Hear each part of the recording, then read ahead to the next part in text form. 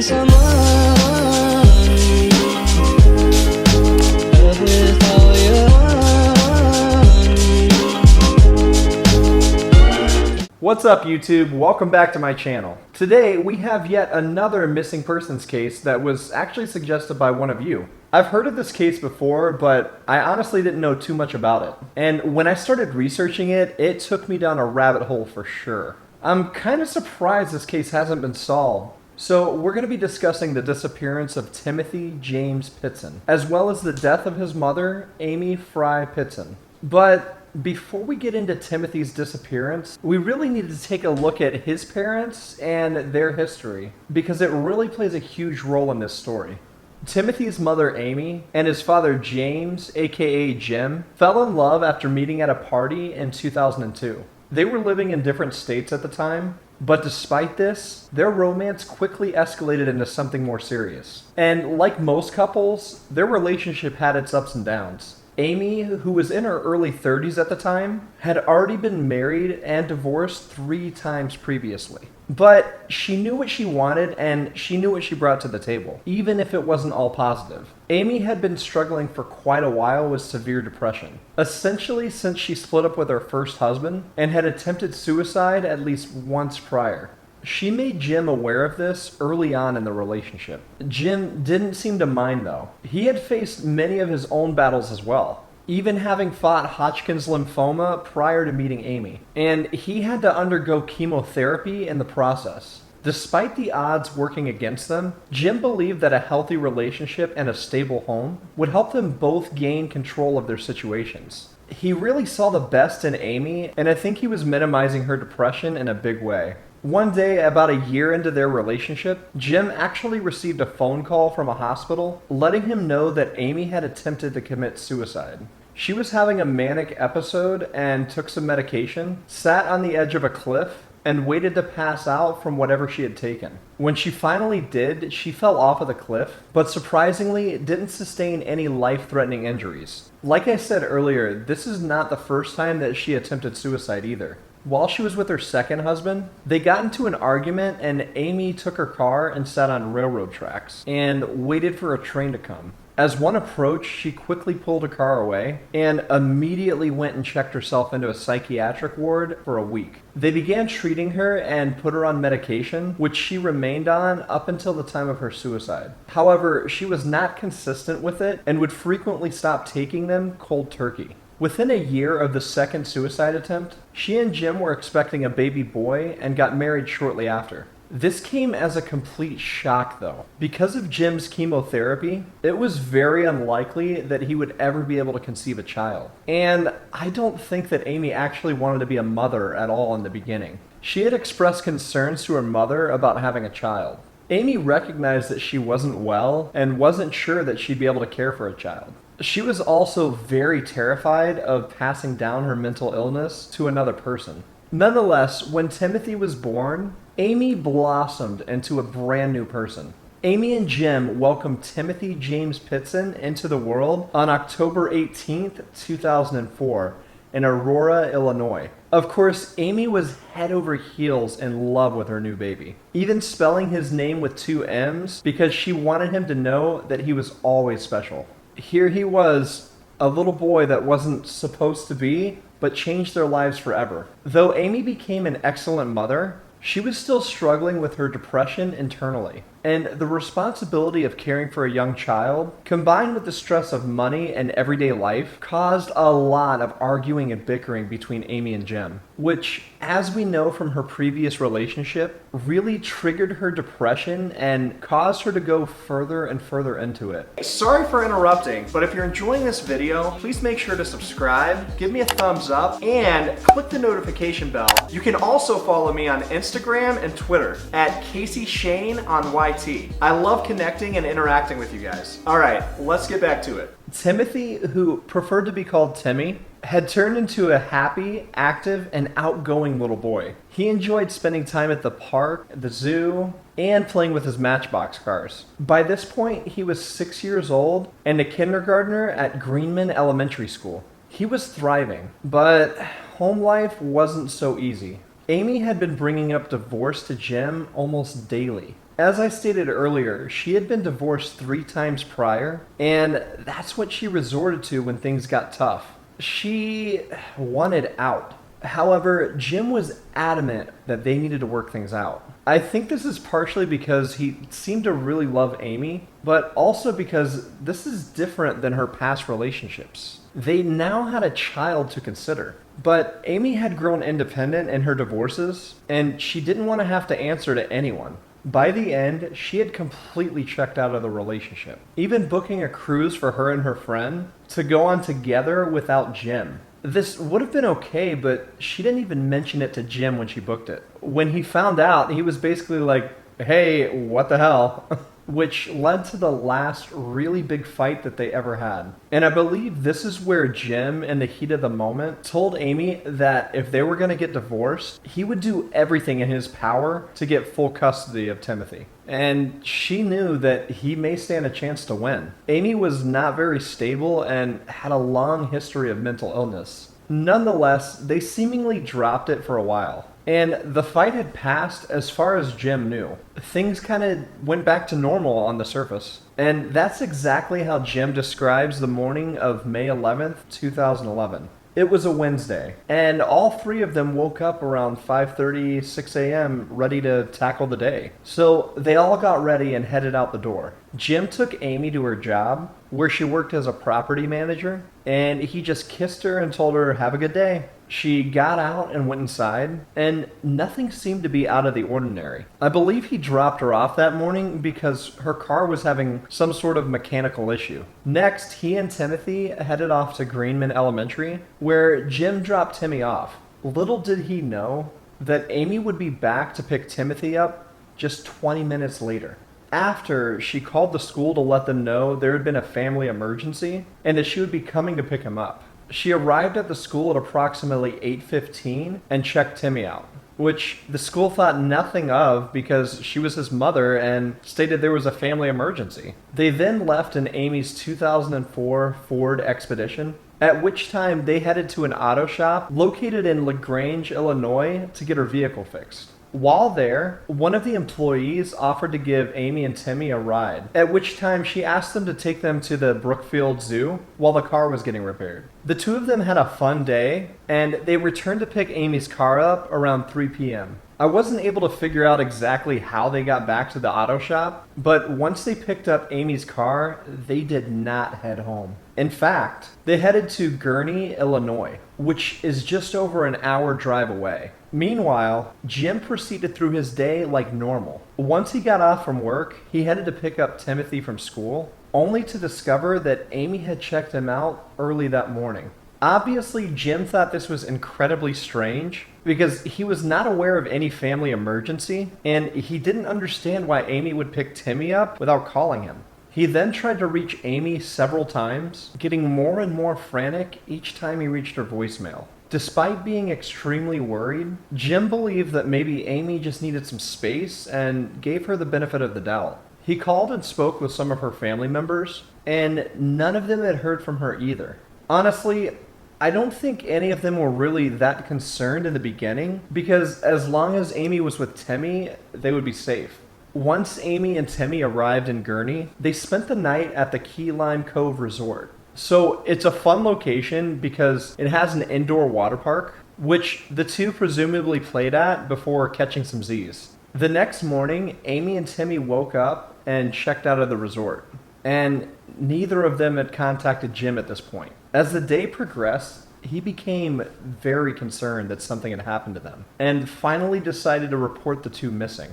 Because Timothy was with his mother, the police did not put out an Amber Alert. They too believed that he would be safe with his mother. Had they issued an Amber Alert, we may know where Timothy is today. Meanwhile, Amy and Timmy spent the day driving approximately 160 miles northwest to Dells, Wisconsin. Once they arrived, they checked into the Kalahari Resort, which can be seen on surveillance footage.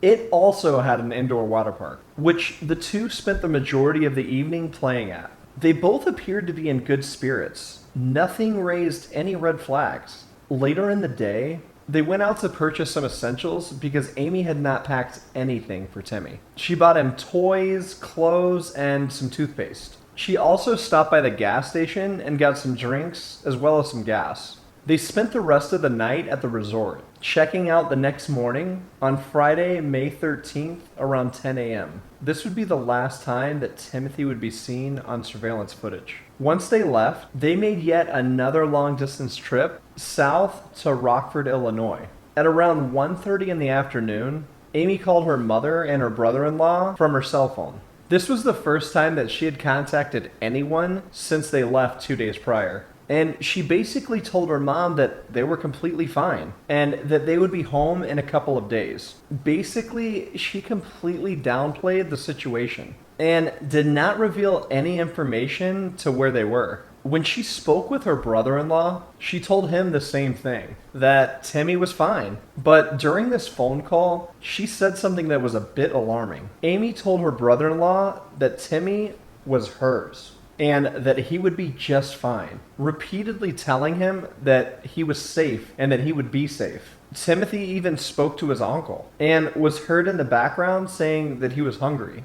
Everything seemed fine, but that would be the last time that anyone would hear from Timmy. Of course, Jim's brother contacted him immediately, and he let him know that Amy had contacted him, which Jim was completely shocked by. He didn't understand why Amy would contact his brother, but refused to answer or return any of his phone calls, because it seemingly came out of nowhere. Nothing spectacular had happened as far as we know. No big fight, no life-changing situation that would push Amy to this. It just came out of nowhere. Later in the evening, Amy was spotted on surveillance again, and this is where things get even more bizarre. She was spotted on surveillance at approximately 7:25 p.m. in Winnebago, Illinois, where she entered into a Family Dollar store. There, she made a small purchase of just 3 items: paper, pens, and envelopes. About 30 minutes later, she went into a Sullivan's grocery store where she purchased milk and left just 6 minutes later.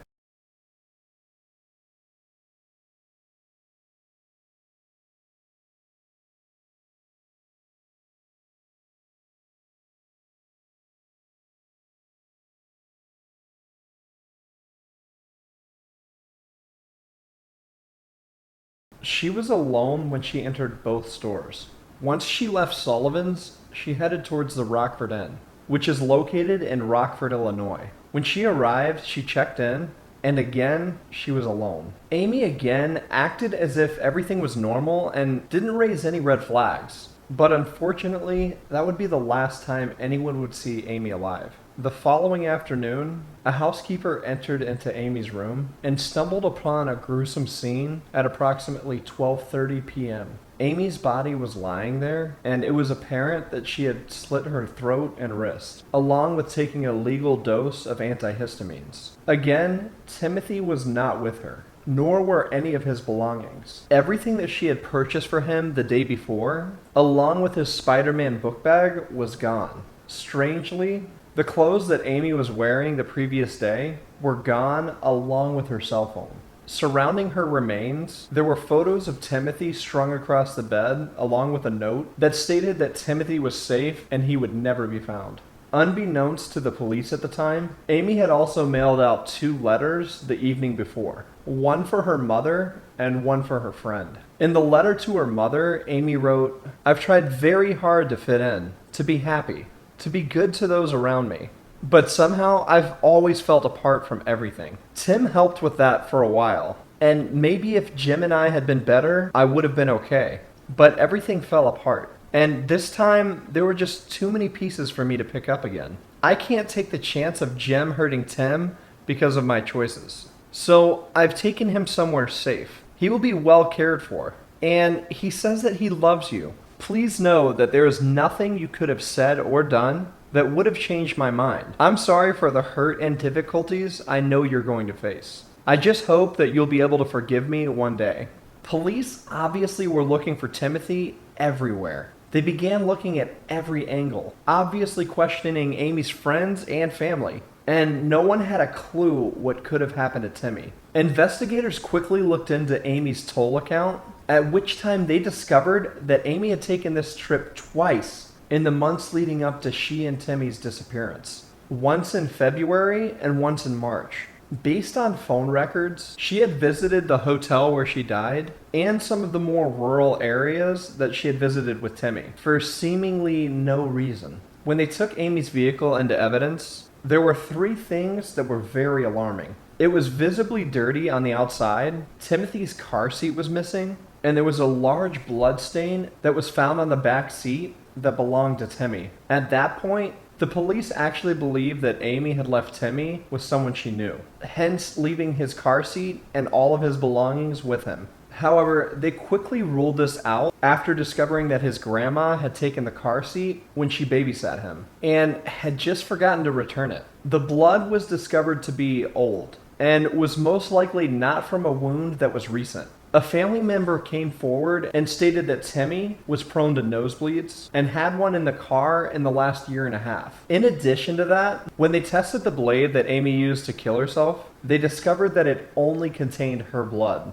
not Timmy's. They also did an extensive analysis on the outside of Amy's vehicle. It had mud and grass all over it, and the forensic tests were able to determine that it had most likely been parked on a gravel shoulder, or possibly a gravel road or a short turnout that was just off of an asphalt road that had been treated with glass road marking beads, which is basically what makes the lines reflective. The forensic test also indicated that the vehicle had been backed into a grassy meadow or field that had nearly no trees. The police believed that there were birch and oak trees in the area, but not directly over the spot where she stopped.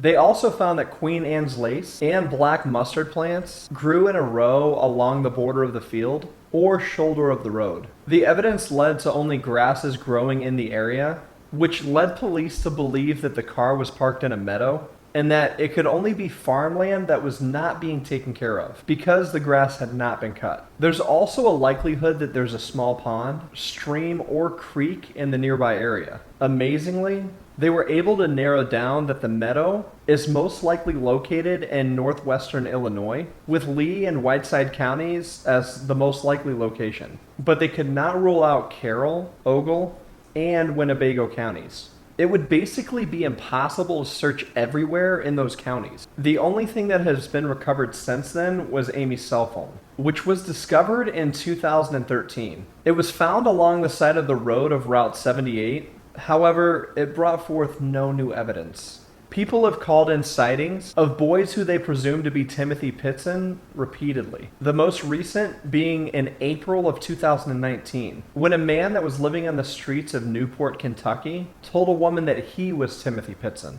who would be 14 now. The woman obviously called the police, and when they went to pick the boy up, he refused to provide his fingerprints, but eventually agreed to a DNA test, at which time it was revealed that he was not Timmothy Pitzen. This person turned out to be a 23-year-old man named Brian Reaney, who had recently been released from an Ohio prison and was homeless. When asked why he would do that to the Pitzen family, he claimed that he did it because he wanted someone to love him like Timothy's dad loved him. So it's clear that he probably suffers from a lot of his own issues. But nonetheless, Jim was completely devastated. He's never stopped looking for his son, and despite there being many sightings of Timothy, no one has ever claimed to be Timothy before. And Jim was rightfully angry when he found out that this man was lying. Reaney is now facing up to 8 years in prison because of this. So that's basically it for any evidence or any breaks in this case. Truthfully, there haven't been any, despite this being an active case even 8 years later. That brings us to theories, and as always, there are a lot of them. The two most common theories are that Timothy is still alive, living his life somewhere, or that Amy actually killed him and she covered it up. I can say that I really don't know what to believe in this case. Of course, I want to be optimistic and hope for the best in every case that I cover, but it really could be either or for me. I'll start by saying that Timothy's family wholeheartedly believes that Timmy's alive, and they believe that they will be reunited with him one day. They find it extremely hard to believe that Amy would ever hurt her son, despite the many struggles she was facing. They believe that Amy found a family that would raise Timmy as their own. They think that they're living off the grid somewhere, with no TV, phone, or internet access. And his father believes that he's probably being homeschooled. To back this theory, there are many Amish communities in the area that the two of them visited. And I don't believe police looked into those communities as far as I know. It's also a common belief that Amy could have possibly been in some kind of cult that convinced her, in her fragile state of mind, to allow them to take Timothy in. Maybe that sounds kind of far-fetched to some people, but there's a lot of things like that that go on that we don't even pay attention to. We know that she visited those areas a few times previously, and she was sneaking around behind Jim's back, even having made a second email using her maiden name, which he had no prior knowledge of. It wouldn't be hard for her to be involved in something like this, or possibly using a burner phone to connect with the people involved. I know some people think that sounds ridiculous, but it does happen. Look at Scientology. They've been doing cult shit right in front of our faces for years, while they get labeled a church and get to skip paying taxes, while pushing their bullshit on social media to join them. We know that cults prey on people that are pretty weak-minded. Amy was really struggling mentally. So, do I think it's possible? Yes. Do I think it's very likely? No. I personally feel that if Timmy is alive, he would have come forward by now. He was old enough to remember his dad. He knew his phone number. He knew his address. He knew how to call 911. I mean, I guess he could be being brainwashed or something. Maybe Amy told him that his dad was bad and that he needed to stay away. I just don't know. It may be an unpopular opinion, but I think it's more likely that Amy killed Timmy before she killed herself. I know people are probably going to come for me in the comments and say, but why did she buy him toys, clothes, toothpaste if she was going to hurt him? Obviously, I don't know. Why did she go to the grocery store and buy milk the night that she killed herself? Maybe she killed Timmy spur of the moment. Obviously, we know the trip was planned out, but she may have not had a plan to kill herself or to kill Timmy before she left. Maybe she just felt that she needed to get away and think clearly without Jim breathing down her neck. Maybe she didn't make up her mind until it was about to happen. It's possible that her depression, sadness, and grief just took over. And the more she thought about having to go back to their normal life, the more she felt that she couldn't bear another minute there. She was very unhappy in her marriage. And depression is an evil bitch that will convince you that there's no light at the end of the tunnel. You honestly start to believe that things aren't going to be okay again. That there's no possibility of a positive outcome in a bad situation. Amy knew that if she tried to divorce Jim, that he would fight her for custody, and he would most likely win. Murder-suicide may have felt like her only option in that state of mind. Amy wrote in her letter to her mother that she could not risk allowing Jim to hurt Timothy because of her choices. I think this is evidence that she knew that if she chose to divorce him, Jim would take Timmy away from her, which in turn would be very traumatic for both of them, given how close they were. Not to mention, she was always afraid of passing down her depression to her children. I think that if Amy killed Timmy, in her mind, she believed she was saving him from a lifetime of sadness and heartache, like the sadness and heartache that she had been through. Some of you will disagree with me, I'm sure, but I don't think that Amy would kill her son just to spite Jim. Her love for him was bigger than her hatred for Jim. She loved Timothy so much. And I don't believe that she would kill him unless she believed that it would be the lesser of the two evils. We also know that Jim believed that he would not be able to have children due to the chemotherapy. Is it possible that Amy knew that Jim was not Timmy's biological father? And she believed that he would treat Timmy poorly if he found out? I know that Jim and Amy's family don't believe that she would hurt him, but I also see them as a family that's still grieving. A family that refuses to give up hope. Of course they want to believe that there's a good possible outcome. I can't say that I wouldn't feel the same. I'm very conflicted on this one, you guys. What do you think? Do you think that Timmy is alive? Do you think that Amy killed him out of desperation and so that they could escape the life that they were living? Let me know in the comments. There's really no evidence either way. I do find it highly suspicious that forensic scientists believe that her car was parked in some type of field, because that's usually not a good sign. Though that really isn't solid evidence of anything. She could have been burying him there, or she could have been meeting someone there. We just don't know. And she didn't leave enough evidence behind for us to figure it out right now. I have a feeling that this case will eventually be solved, though. Whether Timothy's remains are discovered, or he comes forward. I hope he does come forward. I hope he is still out there.